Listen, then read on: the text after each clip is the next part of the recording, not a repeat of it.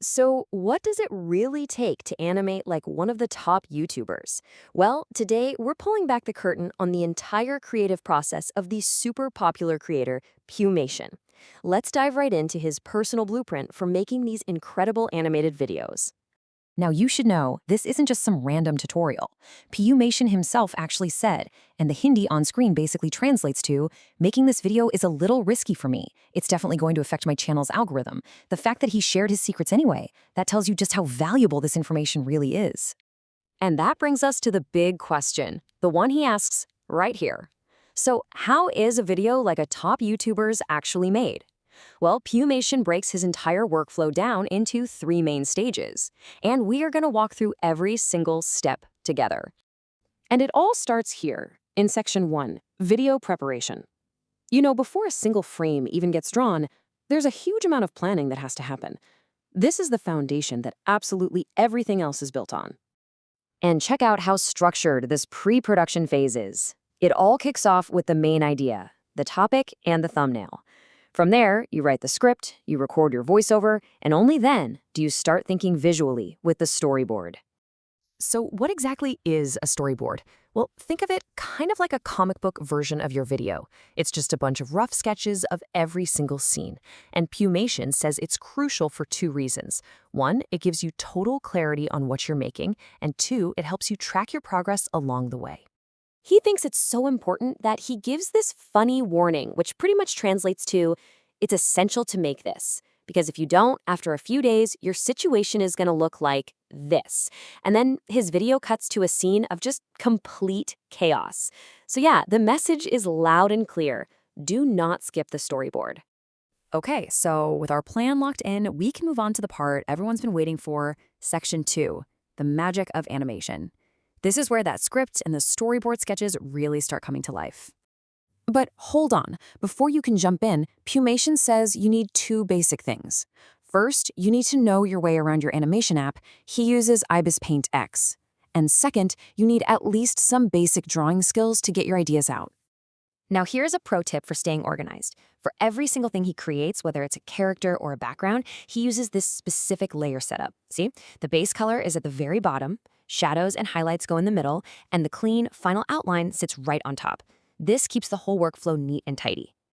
And this right here is the 5-step process for actually creating those assets. You start with a rough sketch, draw the final outline on a new layer, drop in the base color on another, and then add your details and shadows. Now that last step is key. Save it as a transparent PNG. That's what lets you layer it into your video without a big, clunky background. Okay, so you've made your characters, you've made your backgrounds, they're all static images. But how do you make them move smoothly? Well, this is where the real secret sauce of good animation comes into play. The key is a classic animation principle called squash and stretch. Just look at the difference here. Without it, the movement feels really sudden and, well, robotic. But with it, by just slightly squashing and stretching the character between poses, the transition becomes buttery smooth, fluid, and just so much more lifelike. It is a total game changer. And finally, to really sell the performance, you need to create a little library of separate parts. This means making different mouth shapes for talking and a whole bunch of different eye expressions to show emotion. You'll layer these on top later during editing. All right, let's head into the final stage. Section 3, the art of editing. This is where we take all those individual pieces, the voiceover, the backgrounds, the character poses, all of it, and we finally assemble them into a polished scene. And honestly, the single biggest challenge in this whole phase is getting the timing right. Your number one goal is to make sure every single character action lines up perfectly with the words being spoken in the voiceover. So to do this, Pewmation uses this really cool trick in CapCut called the freeze technique. Here's how it works. You find the exact frame right before a character changes their pose. You use the freeze tool to turn that frame into a still image. Then you can just stretch or shrink that frozen part to perfectly match the dialogue. That way, the next pose begins at the exact right moment. Pretty clever, right? So once the main poses are all synced up, you're in the home stretch. You overlay your eye and mouth animations. If you used a green screen for those little bits, you use a chroma key to make the green background just disappear. Then, you add your background music and sound effects to really set the mood, and that's it. You hit export. Okay, we have gone through the entire technical process, from the very beginning to the very end. But this last section, section 4, is all about you. It's about your next step. So what's the big takeaway here? Picumation leaves us with some really important advice. Practice and do it consistently. Don't be afraid to experiment and try new things.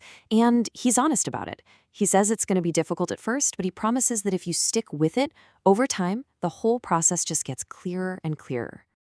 And that brings us right to the end. We've just walked through a top creator's complete blueprint from A to Z. So I guess there's really only one question left to ask.